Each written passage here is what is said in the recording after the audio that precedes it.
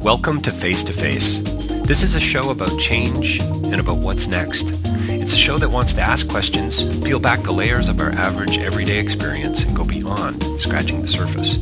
We interview amazing people with incredible ideas and stories who have done wild, weird, and wonderful things.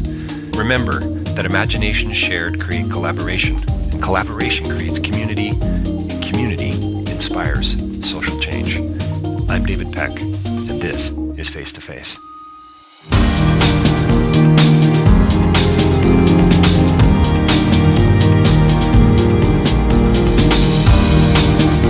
So welcome to Face to Face, and joining us today is Robert Joustra from the Cardus Institute. He is an editor for Cardus Policy and Public. He's completing his PhD in religious freedom, that's interesting, and international relations, and we'll let him tell us a little bit more about that. And he also, in his spare time, lectures and teaches at Redeemer University College. So thanks for joining us, Rob. Great to be here. Thanks for having me. Yeah, and are you okay with Rob? I should have clarified that earlier. Yeah, no, all good, all good. Well, now that you're getting a doctorate, you might prefer Robert. So yeah, I'll have everyone call me Dr. Joustra for about 10 days, and then it'll probably get old. Yes.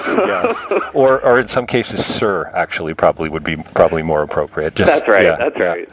So Rob, you've got a pretty interesting past already. You're a young guy, you're funny, you're an incredibly good writer, I have to say. Rob has been writing for the Globe and Mail for the last little while. He's very active and, frankly, is it fair to say prolific at this point? But I don't know if I've quite reached that point yet. Yeah. We may have to redefine it. But some really wonderful stuff in the last little while. Two pieces that I've just recently read, published late last year, was it? Or February? I think around then, maybe. Yeah. And a couple of just great pieces in the Toronto Globe and Mail. So look him up if you can. And he works with Cardus, and that's Cardus, CARDUS.ca is their website. So, Rob, what's foreign policy? Good question. This is something we actually sort of chat about a fair bit whenever I have this conversation at Redeemer. In some ways, what is foreign policy is often a kind of sort of reductive conversation, if I can use that sort of language. Some people like textbooks, or if you're having this kind of more academic conversation, will say, well, foreign policy are these sort of official outcomes from kind of state channels, so what a prime minister says or a president says. Mm-hmm. Well, in our case, more what a prime minister says, of course. In the United States, that can be a bit conflicting in terms between the president and the Senate and so forth. But really, I think the more interesting answer to that question is that foreign policy is a whole range of different actors, and sometimes they're not only sometimes those actors are not only kind of incoherent, they're also sometimes incompatible. And so you have not just members of parliament, ministers and prime ministers, but you also have non-governmental organizations. Then you have multinational corporations. Then you have civil society. Then you have groups, student advocacies, these different kinds of things. And what this can add up to is actually a fairly confusing picture. So sometimes when people tell me they're against Canadian foreign policy, or more likely they're kind of anti-American. Right. I usually say, well, what does that actually mean? Do you not like the president? Right. Do you not like multinational corporations? Do you not like, a couple of different civil institutions? It's not clear, because a lot of these things really, they don't like each other either. Right. So it's really quite a mixed bag. So for me, we actually spend a lot of time just kind of complicating that question, if you will, which is maybe not the most helpful and discreet answer, but right. There it is. To what degree do you think that foreign policy and foreign policy decisions and so on, and I guess they're synonymous to some degree, are today being driven more by the bottom line than they are by the sanctity of human life? Right. Well, I think there is a sense in which there's been a pragmatic turn. Like the CETA question of late, Julian Fantino. Yeah. Well, Canadians aren't getting the results they want. You know, what's in it for Canada to be boots on the ground in Mali and so on? What's in it for us? Yeah. And just today there was an announcement of some funding there. I think it was $13 million. I'm not sure. I'm just remembering the story from this morning. But right, there's a renewed emphasis, especially in terms of development from this government, on outcomes. Yes. Now, that language is part of a conversation in human rights dialogue in humanitarianism, but it's a very different kind of humanitarian conversation. It's driven much more by a kind of business or a pragmatic kind of political paradigm. I wouldn't say that there's a deliberate turn. Certainly, the government would never qualify it as a deliberate turn away from humanitarianism. Although it has been difficult to kind of follow the logic of the government on some of these transitions to more kind of outcome-oriented private-public partnership stuff. And part of the reason it's been hard to follow the government's logic on this is they just they haven't been saying very much on it. Right. So it could very well be that this is a new kind of strategy to enact a new era of humanitarianism in Canadian foreign policy. You'd never know. I mean, you'd never know because they're not really taking interviews on that, and that's true in a lot of different elements actually in Canadian foreign policy right now. But definitely you're right. I mean, I think there is a sense in which it's more outcome driven. Those outcomes are being defined more and more along along more sort of corporate paradigms. Yeah. Sure. Well, I think it's kind of frightening is probably overstating it, but I'm not sure. But I think there's a lack of humanity, attached to the whole notion of a KPI, a key performance indicator. Where's the human element in that? Where's the relationship? Where's the community? I mean, maybe now I'm sounding like a little to an idealistic old fart. I don't know, but it seems to me that in order for development to go forward, in order to answer the Dambisa Moyos of the world and so on, we need to start breathing more humanity into our work and our foreign policy in the decisions that we make and so on. And any thoughts on that?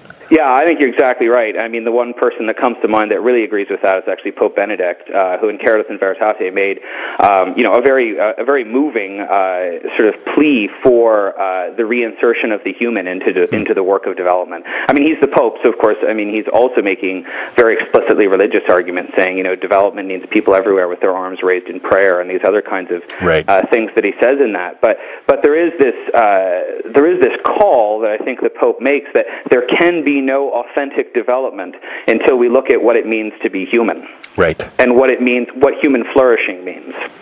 And when you have a mindset toward doing development which has a more kind of material, and I'm going to use a kind of strictly economic focus, what you've done is you've kind of foreclosed some of those questions, and you said human flourishing essentially means a better GDP. Right. And that's not true in the developing world, and it's not true in Canada either. And that I think, in that I kind of share your sense of worry for that sentiment. Yeah. Well, it's kind of ironic in a way, I think it's kind of ironic in a way that we're supposedly moving towards a better and more efficient way of doing things and getting these results, which ultimately you would like to think are connected to humanity and connected to developing communities and long-term impact. And yet maybe we're actually squeezing out the very thing that we need more of, that we can't actually attach a quantifiable indicator to. Yeah, I think that's true. I mean, it's part of, Weber's iron cage. It's part of this kind of utilitarian ethos that sort of pervades the modern condition, right? We build greater and greater and greater efficiencies on certain kinds of systems, but the systems themselves are now unlocked to the original intention. Right. The telos has been lost. Right. And when that happens, yes, you do actually still continue to build efficiencies, but now we're starting to ask ourselves, okay, efficiencies for what? Yes. And I remember I asked that question at a certain point in the Globe and Mail on the F-35s debate, saying, look, everyone's debating the kind of stealth capacities and payload capacities and, the technology and so on and so forth on these planes. But my question is, do we need these planes for the ends of Canadian foreign policy? What is Canadian foreign policy for? Do we need a hammer or do we need a skill saw? Well, what are we building? I don't know. Yeah. Maybe we do need these planes, but it's not clear to me what exactly that's for. And so and I think what I love about your metaphor is that a hammer can be used to construct and break down. Yeah, exactly. It's got a claw in it, and it's got something that can drive in a nail. Sure. Yeah. Yeah, no, that's great. I think you and I have talked briefly about Pearson's report on Commission on International Development that was published back in the 60s, I think 1967. And there's this great, it's one of my, I just grabbed it. I've got a few books on my desk here that I just pulled off. Where does he say, quote, attitudes in donor countries often have been affected by misconceptions and unrealistic expectations of, quote, instant development, close quote, when we should have known that development was a long-term process. That was 1967. Sure. You know, I mean, we've been asking these questions for a long time, and we know something's wrong, and well, I guess where I'm heading is trying to dig a little bit more into some of the writing that you've done recently on the secularism versus religion. And you talk a great deal about that in both of these pieces that you've shared with me. And maybe you can speak about their titles and so on if you want to do that. But you mentioned at one point that we need to start asking what we believe and why. And I think there's a connection to this idea of impact and development and some of the questions that we're currently asking, or maybe not asking. Can you comment on the parallels and then kind of dovetail that into a conversation about this notion of secularism versus religion? Definitely, yeah. I think there is that connection there. I mean, that's part of what I'm trying to drive at, right? In some of these conversations on secularism, and of course, one has to be careful when you use words like this. Yes. When I gave. When I was speaking at the Parliamentary Forum on Religious Freedom, I gave 9 different definitions of the secular. Wow. So there's a few of them out there, and many of them mutually contradict, right? So often when people kind of raise the specter of secularism, as a problem, or celebrate secularism as a victory, these things may actually agree. It just depends on what you mean by those things. But one of the things that the secular can do, or at least I think, it's certainly the way Charles Taylor uses the term in a secular age, is it has foreclosed on some of those incredibly important questions about what it means to be a human person, what human flourishing means, and all these different kinds of ideas. And so you end up with a kind of utilitarian or pragmatic kind of expectation. So, for example, in the medieval period, in sort of Christendom, if you will, there were 2 sort of perspectives on government that kind of fit together in tension. One of them was that the state was there, government was there to, quote, restrain the licentiousness of man, if I can use that kind of somewhat dated language. And the other one was the legitimate adjudication of plurality. So the government was not, so it's not necessarily anyone's fault. Yves Simon, the Catholic philosopher, uses the example of 2 cars arriving at the same time at an intersection. Who tells who to go first? No one has done wrong by arriving at the same time. We just need to know. We just need to know who's going to go first at that intersection. And so that's part of the task of government in that setting. And how that connects, I think, in an important way is now we think about government now, especially if you go into kind of polling attitudes of Canadians. And this is actually slightly different in America, which is something I find quite interesting.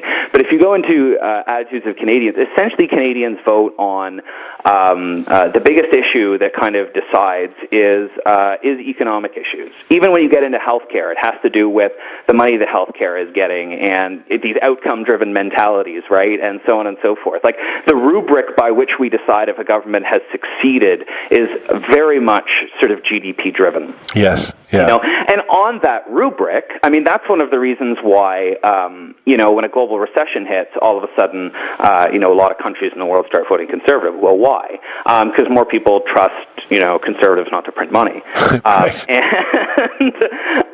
And they just want to kind of get things back on track. And that's the kind of mentality, right? But the problem is we've essentially shortchanged the moral expectations of our government. Nice. And that's interesting because actually in America, and again, there's a whole lot of reasons for this, which would take a lot more time to get into. But in America, American citizens actually have much grander moral expectations of their executive leadership, to the point that they expect their president to be pious, to be prayerful. Now, there's all kinds of civil religious kind of stuff that goes into that I don't exactly want to paint it as a success. Right. But on the other hand, it is interesting to note that, so for example, moral lapses and or spiritual leadership, those are all more important in the United States than they are here in Canada. I mean, the very fact that Prime Minister Harper, for example, is an evangelical, happens to go to church, that's okay, I guess, but it's more tolerated than it is celebrated. It's certainly not essential for him to be elected in a way in which it would absolutely be essential in the United States. It's interesting that you say that. So I didn't even make the connection because I was probably really tired, but my wife and I watch The Good Wife on a fairly regular basis. She's a big fan, and I've become a fan. And last night's episode, or Sunday night's episode, was about Juliana Margulies' character's husband is campaigning against a woman who is an atheist and who is seen on YouTube as not bowing her head during a prayer at a religious ceremony. And immediately the publicists for the other guy are saying, yeah, nobody's going to like that. Nobody likes an atheist in politics. They're okay with it in private life, but as soon as you get political, you've got to at least, I don't know, show some kind of respect. So that's sort of what you're talking about, is it? Yeah, definitely. And that's an expectation that exists there, in which I think in other contexts more, and I'm going to sort of use this word again in scare quotes, secularized contexts like Canada or France or say England or whatever, the expectation of the government is much more managerial. Okay. Right? Much more managerial. Provide the services competently, for which, and so the debate is essentially about what are the limits of those services. Right. So do what you do well and properly, but stay the heck out of my bedroom, stay out of my head, and get out of my school. You know what I mean? Is that's kind of what you're saying? That's sort of the, no, well, not necessarily the schools. That gets into something else. Okay, fair enough. But yeah, absolutely. Yeah. Whereas in America, there's much more that expectation of America is going to be a moral force for good in the world, and therefore our leadership needs to be a moral force for good, and it needs to inspire us in an almost pastoral sense. Interesting. Right, in which the president is kind of the high priest, the Pontifex Maximus. So, okay, I can't let this one go. So you in a pastoral sense, it's wonderful. So would you call the U.S.'s foreign policy pastoral in any way, shape, or form? Oh, sure. Yeah. I mean, and guys like, Andrew Preston, who's a wonderful historian, works out of Cambridge. He's written this fantastic book. It's just gone to softcover called Sword of the Spirit, Shield of Faith, Religion in American Diplomacy. It is just outstanding. And what he does is he traces, especially even the colonial roots, Winthrop's original sermon of kind of America as a city on a hill, and some of these Puritan roots. And he traces that through American diplomacy. And it's there. Because a lot of people say, I think inaccurately, well, there were these kind of religious sentiments, and it was George Bush Jr. Who kind of injected these things into American politics. Well, that's just not true. I mean, he was borrowing off a profound legacy that's been there, and his rhetoric was actually no more or less terribly religious than a lot of people before him. Right. So, I mean, that book in particular does a great job of demonstrating, the American president serves in some ways as pastor-in-chief to a whole, there's this kind of missiological element. And then, you talk about America as the new Israel, right? Bringing the light to the nations. Well, come on. I mean, we've seen this stuff before, and Preston does just a great job in that book, kind of drawing out some of those themes in the history. Of course, there are counter themes and people that kind of oppose that in America as well. I don't mean to, hence foreign policy being this, inherently kind of fragmented thing in some ways. It's not just one simple linear story. It's more of a zigzag. But sure, I think that's true. Yeah. So what about the critics? Come on. Somebody might say, "Pastor, really? I mean, this is a country that's going around. They've got drones that they're attacking. You know what I mean? Like taking that really negative sort of critical approach to the world's most powerful country."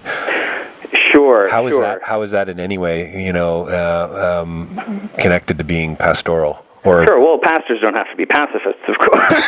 Right.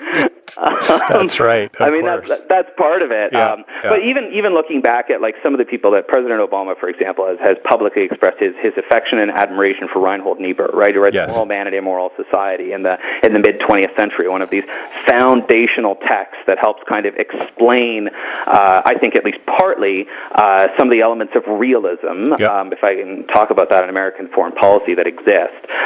where you can actually have a foreign policy that's driven in part by these sentiments, by these religious sentiments of a city on a hill and being a light to the nations and being the world's peacekeeper and so on and so forth, while at the same time recognizing the limitations of those actions and therefore some of the proximate violences that will need to be taken, that will need to be done in order to secure it. Which kind of comes back to your comment in your article about, looking at more about why and what we believe? Yeah, exactly. Well, I don't know if you caught the CBC Ideas series that was done this past October, but one of the guys they had on was a guy named Paul Kahn. Okay. And I think it was episode 5 or something, and he wrote a book called Political Theology, which was a new kind of update or a response to Carl Schmitt's original political theology from the mid 20th century. And part of the argument that he makes in that book, it's really profound. That series is amazing. Like the whole thing that the CBC Ideas did was really, really good. Just about every episode hit it on the mark. Okay. But one of the arguments that he makes is that essentially political theory, the way he describes it, liberal political theory, is no longer adequate or has never been adequate to actually explain the experience of being an American citizen. That there is this sacred kind of underbelly that exists beneath the concepts of liberal political theory that liberal political theory cannot explain. It cannot explain, for example, why it is that people will not only live but also die and kill on behalf of the state. Bill Kavanaugh writes this book, The Myth of Religious Violence. He has this breathtaking question that sits in the center of it. And the question is, at what point did it become neutral, rational, and praiseworthy to live and to die and to kill for the state, and irrational and dangerous and pathological to live and die for your religion? It's great. Right, isn't it? Yeah. Very good. That's what Paul Kahn is trying to kind of go after, because there's a sense in which when you're born into the state, you don't choose it. It's almost like baptism used to be for Christians, right? You don't choose it. It's a covenant. You enter into it. It's not about individual choice. It's about the sort of cultic claim that political entity not only has on your person, but also your life and death. Right. And that's, that to me, really actually starts to help explain in some ways the manifestations but also powers of modern statehood, at which modern sort of political theory sort of fails. It just can't answer that question because it can't get at those deep, sacred experiences of the state. When somebody says that's just politics, it's got this pejorative edge to it. What do they mean by that? Oh, therefore, based on what you just said to me, well, yeah, Rob, it's politics. In other words, we can't do anything about it. That's kind of where I go with that. What do you have to say about that? Well, in some ways, that's just politics. It's also a totally, I won't say it's a totally unique experience in the history of humankind, but the way that the state has not only monopolized sort of, especially the cultic powers of kind of life and death in this experience, but also foreclosed on the conversation of it, is relatively unique. That is relatively unique. And that goes back to, things like the Treaty of Westphalia in 1648, and this original kind of separation and invention, I would argue, in the political mythology of liberalism, of the religious and the secular, as these two discrete, different sort of entities, one which doesn't affect the other, and they need to be kept apart for a rational society to kind of ensue. That is a new thing. Right. And that, I think, actually does obscure questions of telos that underlie modern political theory. And by obscuring them, essentially what you end up with, I think, is only a managerial conversation. Right. So our political debates, so for example, here in Canada, we have one party that says, look, we need more market. We have another party that says, look, we need more state. Well, that's not a terribly interesting debate, is it? No, not at all. It's essentially a managerial debate about how much or how little service this institution called government will provide us. Well, it seems to me, too, to be such an either-or thing. When I watch political debate, it's not about even trying to meet in the middle. It's not even really about trying to have a dialogue. It's about shooting down the other position. It's about the rhetoric, which I mean in a negative way, not in a positive way. Yeah. And so you lose any room or space, and so you end up with people just going Well, there you go. Watch those politicians again. You know, they just don't change, do they? You know, and that to me is tragic. Yeah. Well, it's true, and in some ways the process does itself a disservice. I've had people tell me, and I've experienced it myself in my work on the Hill, that you know, if you really want to have a political conversation where you get into the ideas and talk policy and you have a bit of give and take, that doesn't really happen in Parliament. Certainly doesn't happen in question period, and it doesn't happen between political parties anymore. Political parties are the sort of marketing vehicles that exist for policy conversations that happen internally. Do you think at some point politicians are really cynical people? I think they're really busy people. Okay. So, and I do think there can be a cynicism that comes alongside that. You know, look, I know a lot of politicians that are pretty optimistic. Good. Not terribly optimistic about cross-party debate. Right. Yeah. Fair enough. There is some dourness about that. I certainly on our Parliament Hill there is, but optimistic about some of the ideas and how they can be implemented in policy, because those conversations tend to be happening internal to parties. Right. Okay. And there's a lot of fracture inside those parties. I mean, a lot of people kind of look at the Conservative Party of Canada, for example, and say, "Oh yeah, well they're all this or all that."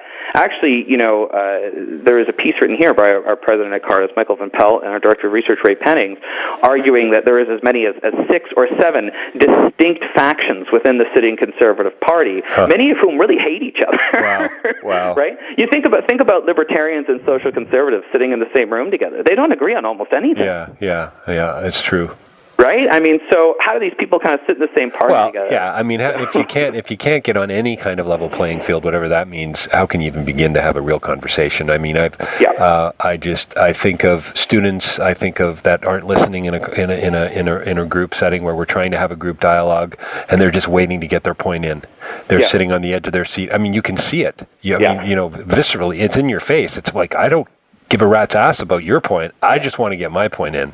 And I wonder sometimes to what degree that's just kind of the way it is. So healthy cynicism, or maybe dose of realism, is great, but it's encouraging for me to hear, and I hope others, that a lot of politicians are optimistic, and it's incremental, right? Real change has got to be incremental, little baby steps. You say that not every problem, quote, not every problem in the world is religious, but almost every enduring solution will require some level of religious accommodation. Right. Quote. You say that's a simple observation. What do you mean by that?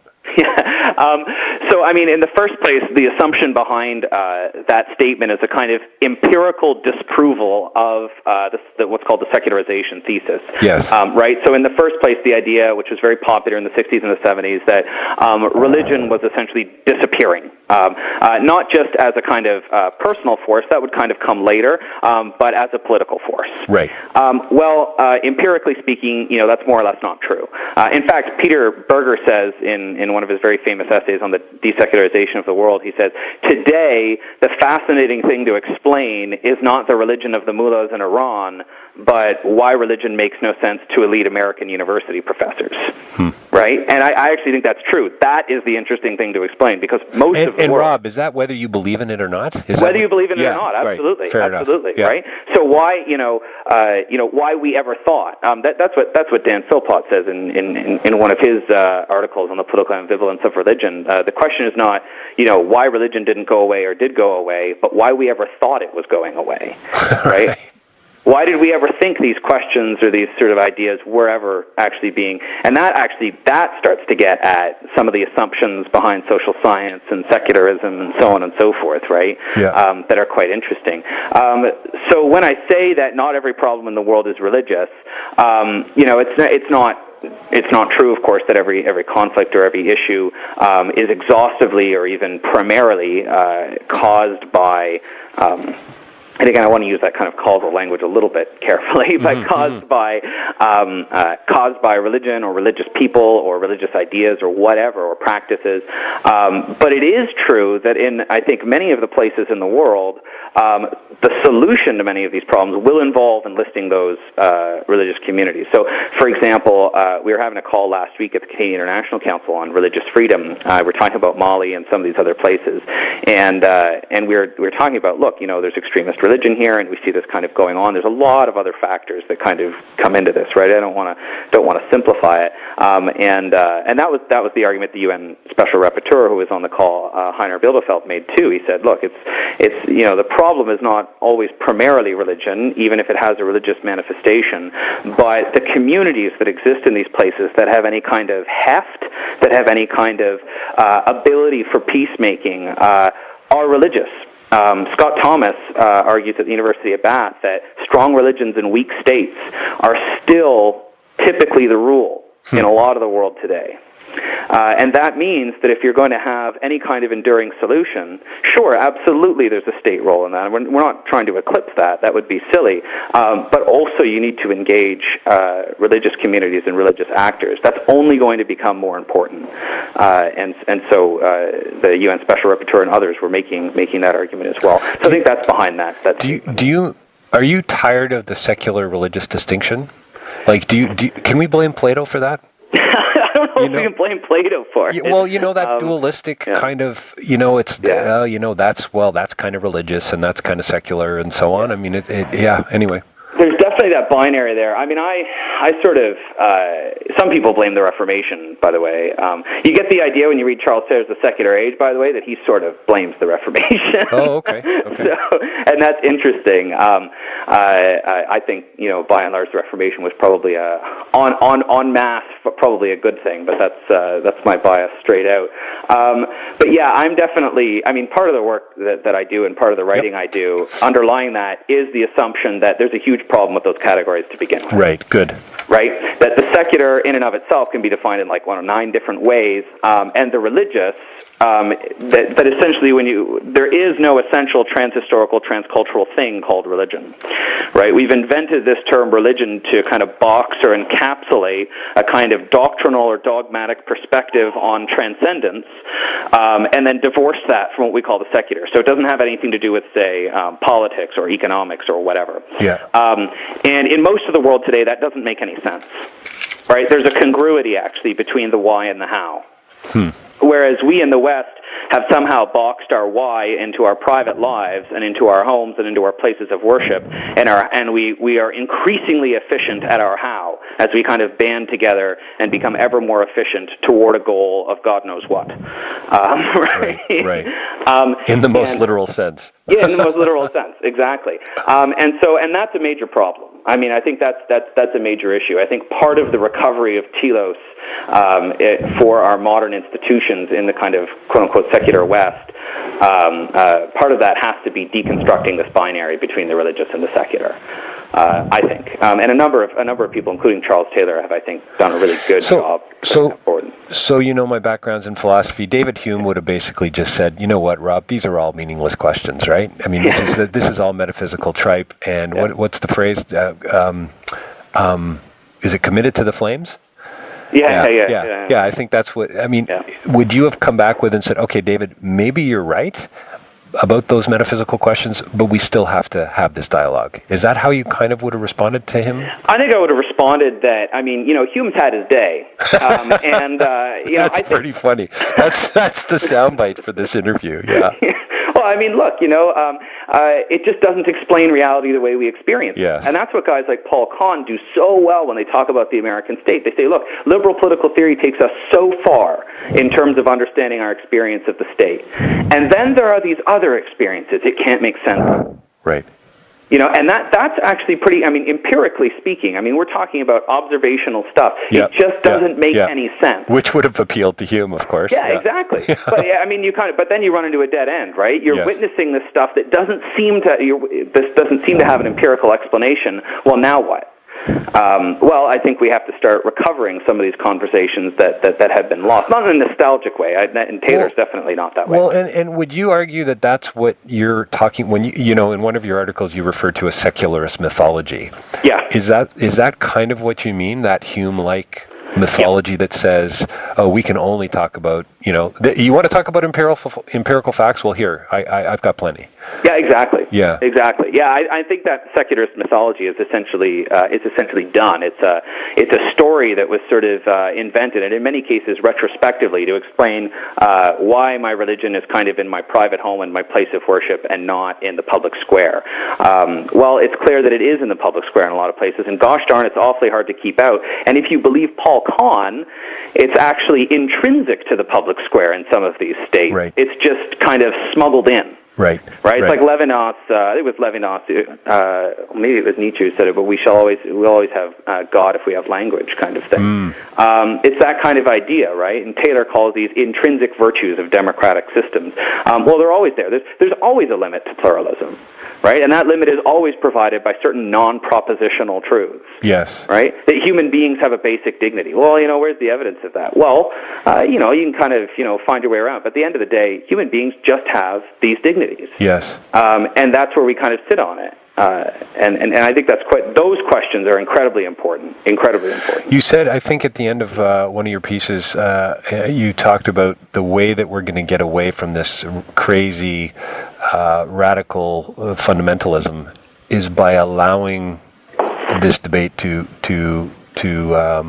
flourish, to supporting it, to recommending it, to watering and nurturing it. Can you unpack that just a little bit? What you meant by that? Is that kind of your answer to terrorism? Actually, in part, I suppose it is. Again, I'm borrowing some of this from Charles Taylor, and he says he argues for what he calls a radical redefinition of the secular. And his argument is that states and political communities should be galvanized around certain common political principles. And he pulls out of the French liberty, equality, fraternity, solidarity, kind of that he pulls into those. And he says those should be the principles that govern the kind of legal framework of the nation. But, he says, we should be agnostic as to the state should be agnostic as to the means by which people arrive at those things. So two examples here. The first example of which is the Catholic Church. I've just done a review of this fantastic book called Catholicism and Democracy. And what it does is essentially tells the story of how the Catholic Church eventually came around to embracing certain fundamental democratic notions like the dignity of human persons and religious freedom. And people think, boy, didn't the Catholic Church sort of invent some of these things? Yeah. Well, actually it wasn't until Vatican II in 1965 that the Catholic Church actually endorsed religious freedom. And in the late 19th and early 20th century, there's a lot of anxiety, particularly in America, if you read some of the literature from the time, about whether Catholics could ever actually coexist with democracy, because they were hierarchical and fundamentalist and everything. Actually, the conversation is not totally dissimilar from the one that today takes place about Islam. And then Vatican II and that internal process, which essentially took from about 1517 to 1965, right? The Reformation, Reformation, Counter-Reformation, right up until 65. It took that long for the Catholic Church to be able to internally articulate the reasons for which Catholics can support religious freedom. Wow. And those are very different reasons than liberal political theory provides, right? Right. Liberal political theory says, well, we support religious freedom because, on some streams, religion is a privatized concern, and, all truth is kind of God's truth, and the state has no interest, and so on and so forth. Catholics are not agnostic on truth, right? That's one of the reasons why it took them so long to get there, because they thought, look, if we know the truth of salvation and the truth of God, if we genuinely believe this, then how can we ever endorse a political system that lets people turn away from it? Right. Fair enough question. Right. And it actually took them several centuries to decide we can endorse a political system that allows people the freedom to turn away from it, because the fundamental dignity of human persons insists upon free choice. And that's how they got there. So they grounded it essentially in the Imago Dei, in the image of God. And that's how they got there. Well, that took a really long time. I'd like to see the work plan on that. Yeah, exactly. Can I see the Gantt chart on that? 2 centuries exactly. worth? Wow, exactly. Think of what CETA would have done with that proposal, eh? Well, it's a fascinating conversation, and that's the one that's kind of being paralleled today in some ways is Islamic communities. Yeah, sure. People saying, look, can political Islam fund, out of being authentically Islamic, democratic virtues. Right. For different reasons than an evangelical Christian or a Roman Catholic or a Buddhist or whatever might fund those things. They would fund them for distinctively Islamic reasons, but nonetheless it would come out of that tradition. And I have optimism for that. I think that's possible. And in fact, I think there's evidence of it being done, although obviously there's a lot of anxiety about that. Yes. Yeah, for sure. But the problem is, and there's a huge problem, and kind of into the second point, but the problem is that those conversations in global Islam are, among other things, fundamentally inhibited by blasphemy and apostasy laws in a lot of Islamic countries. Right. Because there can be no hermeneutic and theological innovation so long as these things are effectively outlawed. Right. And that to me, and so that to me is where part of my argument ends up. That how do you have a dialogue if your tongue's been cut out? Exactly. Yeah. There must be a space for genuine Islamic political theology to engage these questions. Right. And I think that space must be protected. Yeah. No, that's great. I just saw. I honestly don't get my history from Hollywood, but every now and then it is easier and it's a lot more entertaining. Saw Zero Dark 30 recently. Right, I haven't seen that yet. Everyone's making fun of me for it. Yeah, you definitely need to see it. I'd love to hear your thoughts on it. But and I think I found out that it's true. The soldier who was responsible for killing Osama bin Laden, after I think firing 3 or 4 rounds into his body and a couple more just to make sure, his line into his microphone to his, I guess, back to headquarters and his group that he's working with is something to the effect of, "For God and country, Geronimo."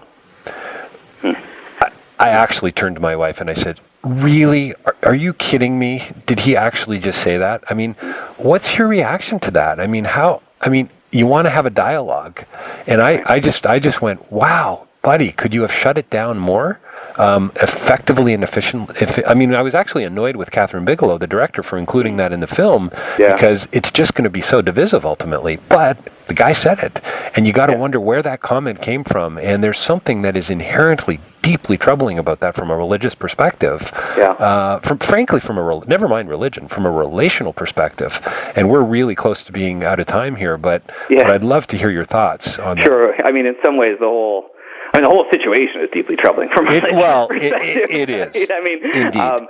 To have gotten there and the road that must be traveled to get there is disturbing, to say the least, right? And you can kind of talk through all those different travel paths. But no, I think you're right. In some ways, sure, there is the American story and there is the state's responsibility, if you will, to kind of protect its citizens. Right. But in other ways, part of what I think is missed, especially in, and this gets at these questions of secularism, but part of what is missed in these stories of Hollywood that I would love if kind of come out, and again, I haven't seen the movie, so it may come out, is the essentially sacred nature of statements like that, and it's a disturbing twisting of it, right? This is the thing, right?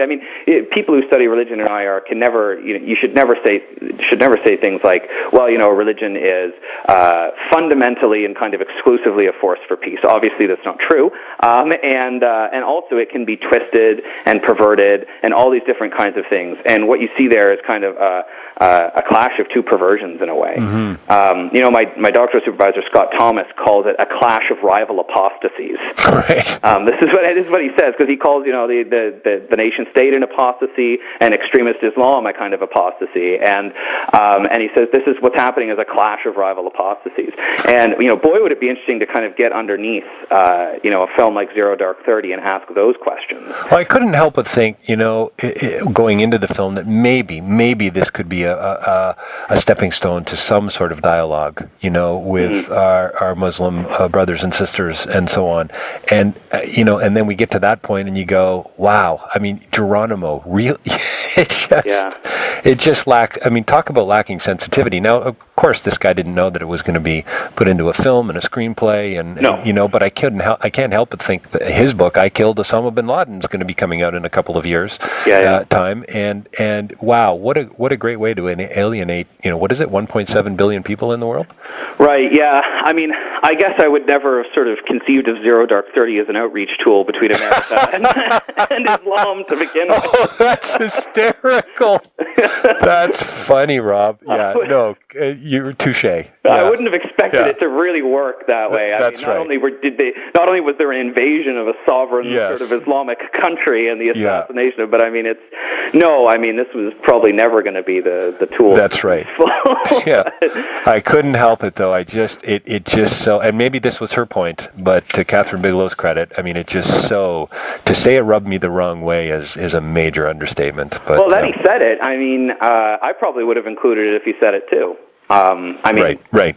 Sure. Right? I wouldn't keep it out. Yeah. And I've heard the criticisms and the reviews that I've read from people have been, it's kind of, the film leaves it morally ambiguous. It makes some of the statements about torture, and it leaves it open. They say, we wish that it would condemn it more. That's exactly right. Yeah, it's an open film, I guess. So. It's very much an open film. I think the danger is that on a cursory viewing, the message is, well, see, I told you so. Torture works. Right? Yeah. That's the danger, I suppose. I've heard that too, yeah. That would be the Michael Medveds of the world. That would be their criticisms, it seems to me, relatively superficial and sort of moralistic, if you will. Well, Rob, I can't tell you how much I've enjoyed the conversation. Thank you so much for joining us. I hope we can do it again. Rob Joustra from Cardus, that's Cardus, CARDUS.ca. Do you want to talk a little bit about that, or just let people check you out on the internet? Sure, they can check it out on the website. It's pretty self-explanatory in terms of the think tank work that we do and the policy work that we do. The more the merrier. So please do come by. Great. And Rob's completing a PhD in religious freedom and international relations. Probably a book coming, I would imagine. Well, this is always the goal, right? Yeah, of course. Yeah. But now I'm just looking to the defense, and then after that, and a couple of nice glasses of scotch, we'll see what happens. Yeah, I'm with you for that. Well, I hope I can join you for that. And absolutely. I'm going to just close with a quote from an article that Rob wrote called "Where's Our Ambassador for Religious Freedom" from the Globe and Mail back in September of last year. Quote, "Hate it or love it, doing business or politics around the world will increasingly mean the need for religious literacy." Close quote. And I think that would be a great opening for our next discussion, Rob. Thanks for joining us on Face to Face. Appreciate you being here. Absolutely. Thank you, David. Goodbye.